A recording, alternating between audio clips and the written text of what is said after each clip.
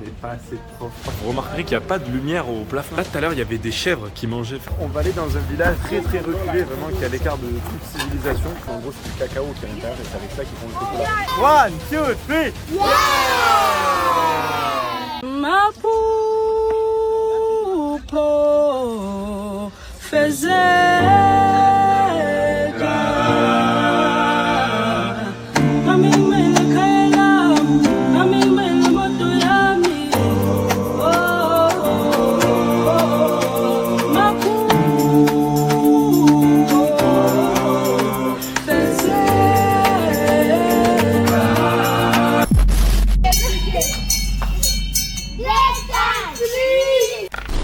Ok les amis, aujourd'hui on part pour les Summer School. Alors les Summer Schools, qu'est-ce que c'est? Ce sont les classes d'été où en fait les enfants ne sont plus avec des professeurs, ils sont uniquement encadrés par nous les volontaires. Ça fait que ça nous laisse une liberté énorme pour faire tout ce qu'on veut. Donc moi je suis envoyé avec la classe de mathématiques. J'ai plein de petites activités en tête, des petits jeux pour rendre les mathématiques ludiques en fait. Et je sais pas vraiment à quoi m'attendre. Là on part avec plusieurs volontaires dans la même école. Ce qui est cool c'est que du coup les classes de Summer School, il y a beaucoup moins d'enfants et on est plus de volontaires. Donc on va pouvoir se répartir les classes sur différentes thématiques, mathématiques et sciences, anglais, arts plastiques, enfin plein de choses comme ça. On vient d'arriver à l'école et là on est débordé parce qu'on n'est pas assez de profs. Il y a beaucoup trop d'enfants. Je rigole, attendez. En fait ici ils n'aiment pas du tout la pluie. Du coup pour l'instant ils sont deux, donc personne n'est sorti de chez soi, il est 8h30. On espère qu'avant 10h il y aura un peu de gens, mais sinon j'en ai 12 volontaires pour 2 enfants. Je vais profiter du fait qu'il n'y ait pas beaucoup d'enfants pour vous montrer un peu l'environnement dans lequel ils travaillent. Alors regardez. Genre là, du coup, on a le grand tableau blanc, donc là où le prof donne son cours. Et ici, regardez, on a des tables comme ça, donc en fait, elles sont un peu posées n'importe comment et les enfants les installent plus ou moins comme ils veulent, suivant l'organisation de la classe. C'est vraiment genre des tables en bois, mais genre regardez, les dossiers, ils sont vraiment en piètre état, quoi. C'est vraiment quelque chose de très très rudimentaire. Vous remarquerez qu'il n'y a pas de lumière au plafond non plus, donc ils sont juste éclairés par les fenêtres que vous voyez ici. Et après, je vous montre aussi l'extérieur. Donc ça c'est là où du coup ils font leur pause et où ils jouent. Donc il y a deux côtés. Là tout à l'heure il y avait des chèvres qui mangeaient, enfin ça me paraît fou de dire ça. Il y avait des chèvres qui mangeaient genre juste là. Et de l'autre côté pareil, on a un petit espace un peu plus sympa. Genre ici, alors voilà, ça c'est leur cour de récré aussi. Regardez, c'est ce que je vous disais juste là dans la cour. Parce que du coup c'est à ciel ouvert, il y a un poulet juste ici. Et une chèvre juste là-bas. Et genre regardez, on est vraiment genre dans l'école quoi. Bon et du coup il y avait pas assez d'enfants dans la première école, donc ce qu'on a fait c'est qu'on s'est divisé avec les volontaires. Il y en a certains qui sont partis donc dans une nouvelle école que vous pouvez voir juste derrière moi. Et donc là il y a beaucoup plus d'enfants, donc on a pu faire d'autres groupes, on a pu faire des jeux. Et demain on verra, parce qu'en fait ce qui va se passer c'est que les enfants vont dire à leurs copains qu'on est là. Et du coup il va y avoir de plus en plus de monde. Donc normalement demain je retourne dans l'école dans laquelle j'étais pour faire encore autre chose. Mais là on va finir la journée on va finir la matinée du coup sur les jeux ici. Et c'est une fin de matinée pour la team éducation. On a fait des petits jeux, on leur a fait faire 2 jeux de mathématiques. Un où ils devaient se lever quand il y avait la bonne réponse et un autre où ils devaient faire des duels. On donnait des multiplications et en fait juste ils se retournaient et le premier qui a donné la bonne réponse a gagné. C'est super chouette, ils sont super adorables, franchement c'est très particulier. En plus les petits quand on s'en va, ils sont tristes et du coup ils viennent tous nous faire plein de câlins, c'est trop mignon. Bon et cet après-midi, c'est fou que ça puisse paraître avec cette météo, je suis obligé de faire une lessive. Donc ici forcément c'est lessive à la main, vous vous en doutez bien. Donc comment on fait? On fait chauffer de l'eau d'un côté, on rajoute avec de l'eau froide, on y met de la lessive dedans, on frotte et après on rince et après on va étendre sous cette pluie. Donc je sais pas trop comment faire. Là j'ai vu qu'au-dessus qu'il y avait une corde. Je me demande si je vais pas essayer d'étendre là, mais pareil, il y a l'eau qui va taper dessus. Mais de toute façon, dans tous les cas, je suis parti avec tellement peu d'affaires que je suis un peu obligé de faire comme ça, quoi. Bref, ça fait partie de l'aventure aussi, c'est rigolo, c'est des expériences comme ça, j'en fais pas tous les jours. Je suis en train de laver mon linge sous la pluie.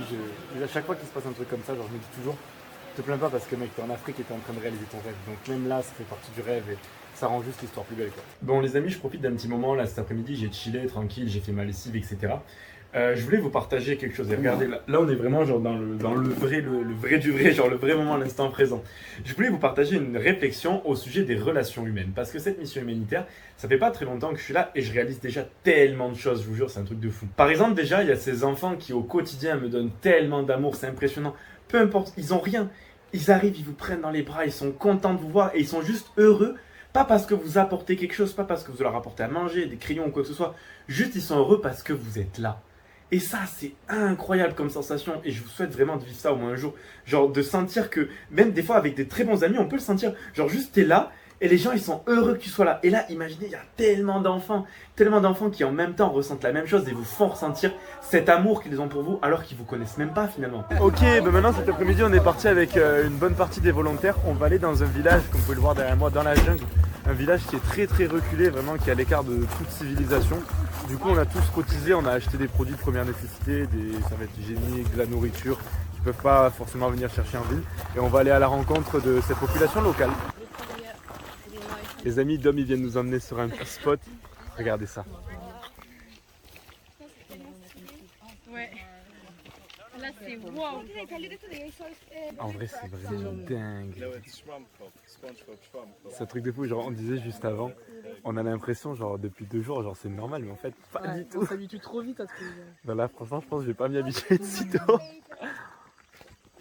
Mais même le son, genre, c'est le son des vidéos relaxation.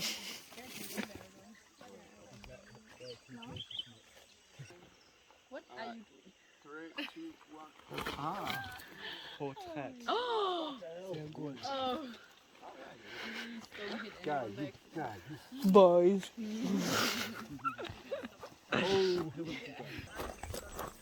Regardez comment c'est beau. C'est un truc de fou.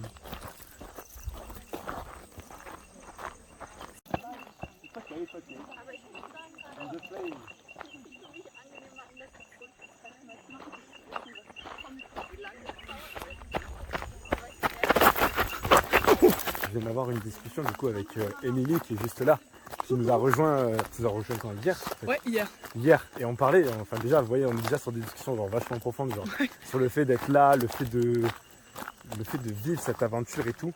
Et le message que je voulais vous passer, c'est que en fait, lancez-vous les gars, faites-le.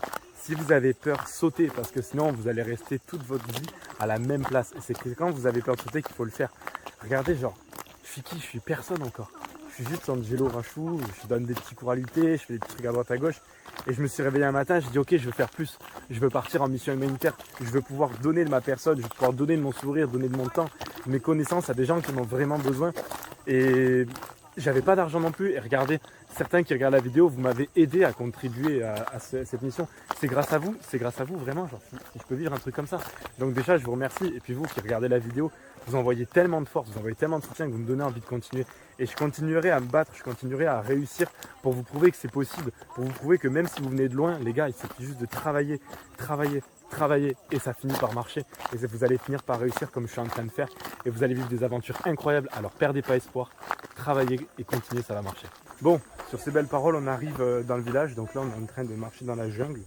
On s'enfonce petit à petit pour aller rencontrer les locaux. C'est une dinguerie. Je suis en train de capter, genre je suis en train de dire ça. Mais putain, mais je suis en train de le vivre, les gars, c'est un truc de fou. Genre je suis là, je vous dis, on marche dans la jungle pour aller rencontrer les locaux. Oh, c'est une dinguerie en fait. Regardez, il y a des boules dans les arbres. Je sais même pas ce que c'est. Oh, c'est des trucs, j'ai jamais vu ça de ma vie. Je sais même pas si je les reverrai, mais je n'ai aucune idée de ce que c'est. Non, mais c'est même pas un cocotier. Regarde, genre des. Regarde, il y en a un par terre. C'est pas des cocos ça. Mais si, mais je pense que tu tapes là-dedans et t'as ça. Mais c'est pas des cocos, c'est trop gros pour être des cocos, non? C'est ça, c'est des cocos, c'est clairement. Non? Mais c'est clairement pas des cocos. C'est beaucoup trop gros. Mais attends, mais t'imagines la taille des cocos? Parce que les cocos françaises, elles sont petites. Ah, quand même. Petit débat dans les commentaires, c'est des cocos ou c'est pas des cocos?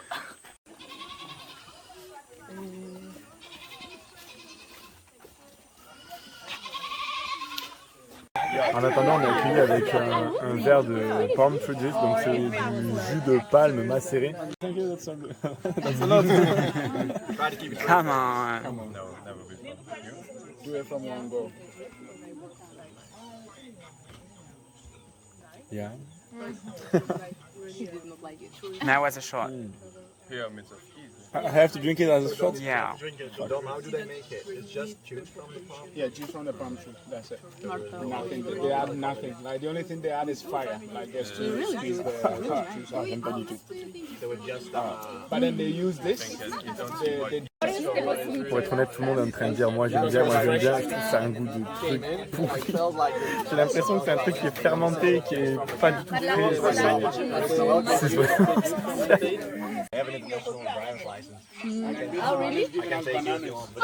Oh, thank you. Mesdames, c'est pas. Il nous offre des bananes. These are local bananas, and the plantain is about the size. I know you guys have bananas like this, but this is not. Yeah, we've not infected it. I know. Du coup, on teste les bananes. Et honnêtement, c'est pas parce que je suis en train de filmer ou quoi, mais ça n'a vraiment pas la même sensation et la même texture que les bananes qu'on mange dans le commerce. Celles-là, elles sont sucrées, elles ont un arrière-goût en plus que les bananes que je mange actuellement, que je mange d'habitude, elles n'ont pas. Can you buy that in Ghana? Spinach. So yeah, she's cooking spinach and plantain just down there. Yeah, so she's making her food. Ça, l'endroit dans lequel on est, juste derrière, c'est leur cuisine. Et ils cuisinent avec ça, c'est ce que expliquait Dom justement. So this is a cocoa tree. This is cocoa tree, and this is the cocoa pod. Yeah, It's like this is cocoa pod. So you do this, and you get your cocoa beans. Oh. Yeah, and then you can suck on it. You have to suck. Really? It tastes so nice. This is Try it. the one Becky got at the waterfall, right? Maybe. So you don't chew? No, don't chew. Just suck on it. Okay. Oh. What happens if you chew on it? You die? No, just some dark chocolate. Unprocessed dark chocolate. Particulier. Yeah. De l'eau de vie d'ici. Yeah, it smells a lot stronger than emerald palm Yes. Alors du coup, c'est l'eau de vie d'ici. Ça a le même goût que le gin, mais un peu passé. C'est vraiment bizarre. Déjà, j'aime pas le gin, mais alors là, c'était... Oh. Bon bref, ça restera une expérience. J'ai encore le goût dans la bouche, c'est trop bizarre. Donc du coup, ils m'ont donné aussi une coco pod. Alors, j'ai pas la traduction en français, mais en gros, c'est du cacao qui est à l'intérieur et c'est avec ça qu'ils font le chocolat. Pour vous dire, en gros, tout ce qu'ils ont ici, genre, ils vivent avec et genre, ils nous l'offrent, mais de bon cœur. Et c'est genre, ils vivent avec, genre, avec ça, ils le vendent et ils font de l'argent, quoi. Et en fait, ils vous le donnent et c'est tellement... Je veux dire, c'est fou quoi. Genre, ils ont donné des bananes. Pour nous, c'est des bananes, mais pour eux, c'est genre leur truc quoi. C'est le maximum qu'ils peuvent nous donner et ils nous le donnent. Je trouve ça fou. Et comme disait Dom, en fait, il ne les a pas prévenus en avance qu'on venait pour pas qu'ils nous attendent et qu'on soit pas dans ce cliché du white savior. Donc c'est un débat qu'on avait tout à l'heure. En gros, le white savior, c'est quand les blancs ils vont dans les pays noirs pour un peu sauver les Africains.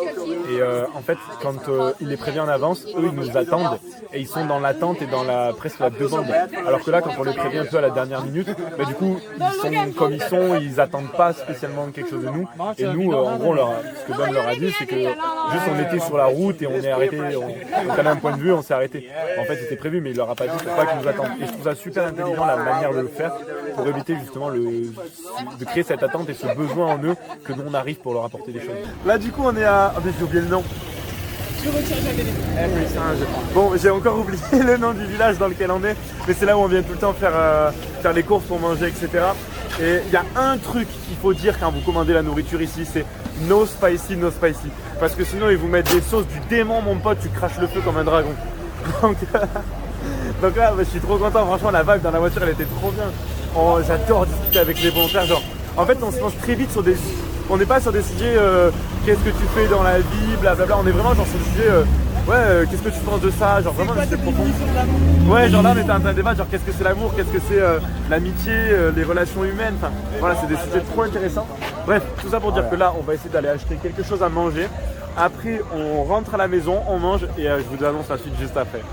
Les amis, regardez, j'ai acheté donc ce plat, c'est du fried rice, donc du riz grillé. Plus avec 2 cuisses de poulet, ça me coûte 20 cedi, donc ça fait exactement 1,25 € le repas. Et je peux vous dire qu'ici ils sont généreux sur les quantités. Bon, après une bonne matinée à faire des cours aux enfants, c'était super intéressant, franchement ça m'a beaucoup plu. On profite d'un petit temps de pause pour manger et regarder. Ce que je mange à midi, ça s'appelle du fried rice, et regardez genre juste la taille de la portion. Genre vraiment ici, ils font des portions, mon pauvre, mais... J'ai failli oublier, mais aujourd'hui on est mardi. Et du coup, mardi, qu'est-ce que c'est? C'est cleaning. Donc cet après-midi, on va nettoyer, vous savez, genre tous les sachets comme ça. Tous les sachets là, on les ouvre. Et après on les fait juste sécher là-bas. Vous voyez, il y a Dom qui est en train de les ramasser.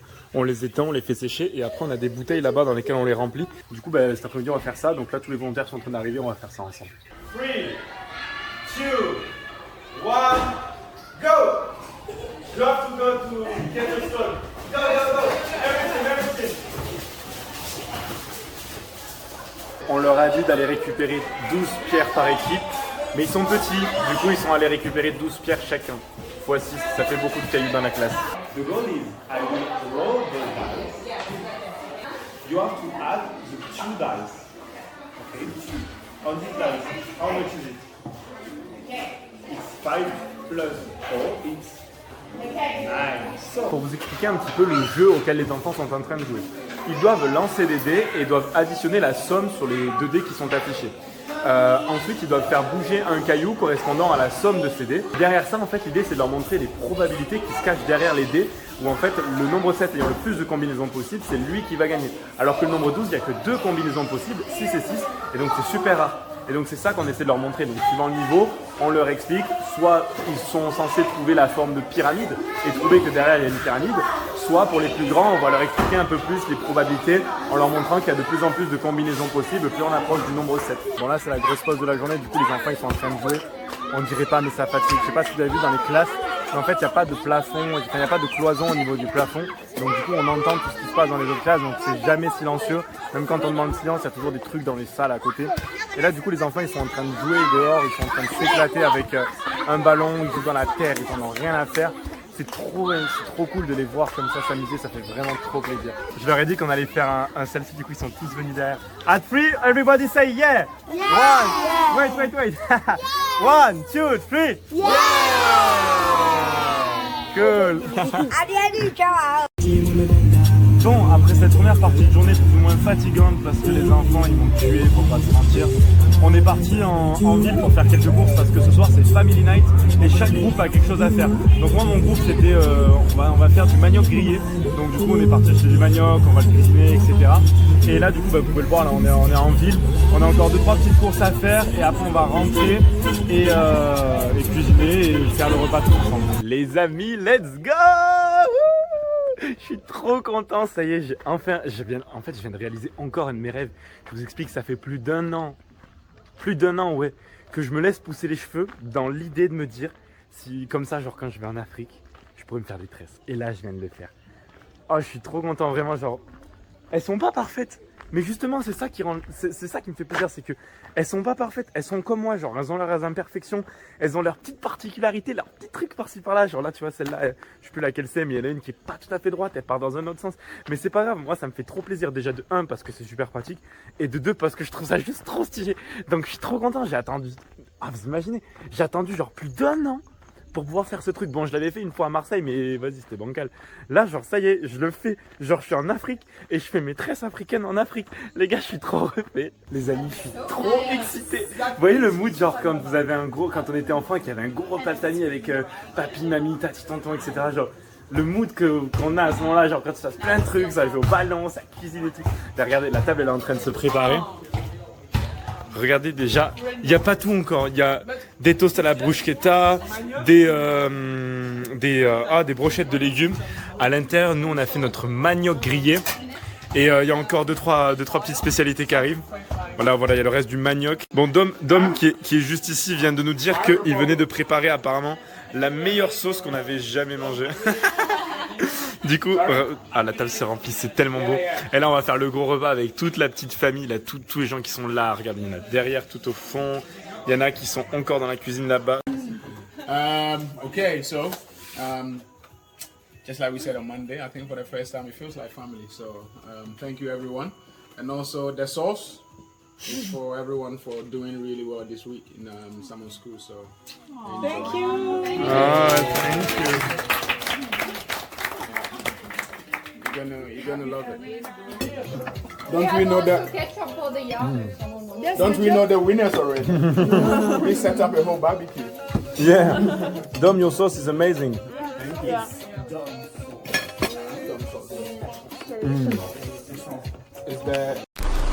Je me rends compte que je suis en train de me casser plein de préjugés que j'avais en tête. La culture ici que je rencontre, en tout cas, c'est tellement loin de ce que j'ai pu imaginer et de tout ce que j'ai pu vivre jusqu'à présent. Donc bref, en fait, là, je me rends compte que je suis en train de remettre beaucoup de choses en question.